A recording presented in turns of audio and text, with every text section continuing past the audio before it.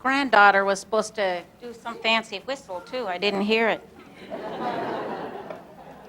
I didn't know if I'd get an applause, so I paid them to say that.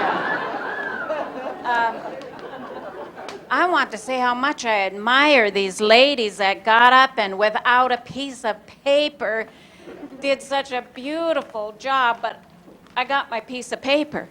I have, an elder told me, George, when you get up to talk, write some notes down, because invariably you will sit down and say, oh, I forgot. So that's my reason for reading what I'm going to say tonight.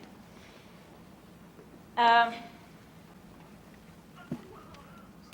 want to first thank Jane Anvik for all she's done in getting the Alaska Women's Hall of Fame together and recognizing some of the women that I do not feel like I should be up here today, and certainly not wedged between the great likes of Marlene Johnson and Ethel Lund.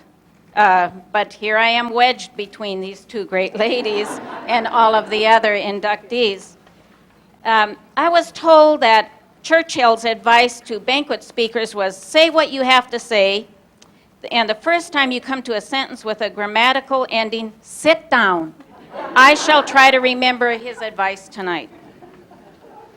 First, my name is Gitzahaltoon Chickadee, Koyukon Athabaskan Indian from Glithlatanits, Rampart, Titsu Yidadalna, my grandmother, and my parents, Kitty Harwood and Rex Harwood.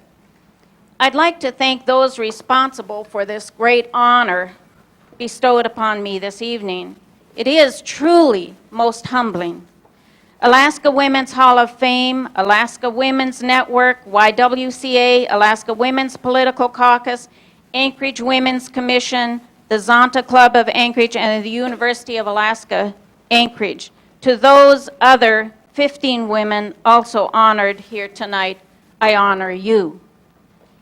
Second, I recognize, as many women have said before me, I would not be standing here tonight if it weren't for family beside me, guiding me every inch of the way. Those here this evening to share in this honor are the one that yelled the loudest, I think. My sister, Sandy Cummings, if you could stand, Sandy. She's representing my other 6 siblings, who don't love me as much, I guess, to pay for an airline ticket. And I'm not sure I'm going to forgive them. And my 2 adult children, Gidget and Sean Lincoln, who could not be here this evening. My sweetheart, my friend, my love, Chris Cook. Wave your hand, honey. And to represent, since the last reading, we got 2 more grandchildren somehow. Because to represent our 10 grandchildren, Justine Cook, our granddaughter, right here, wave, Justine. And she's my little whistler. My Doyon family of companies, and I see Norm Phillips, the president, CEO here, and I have to say also my cousin, who I'm very proud of for being here, and I thank you for that, Norm. Even though Doyon's flowers came after Ceres.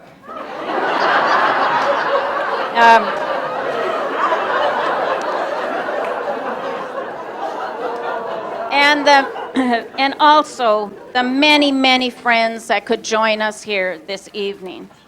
Last but not least are you, the many Alaskan women who have held steadfast in making our great state what it is today and working for the future of our children 7 generations out.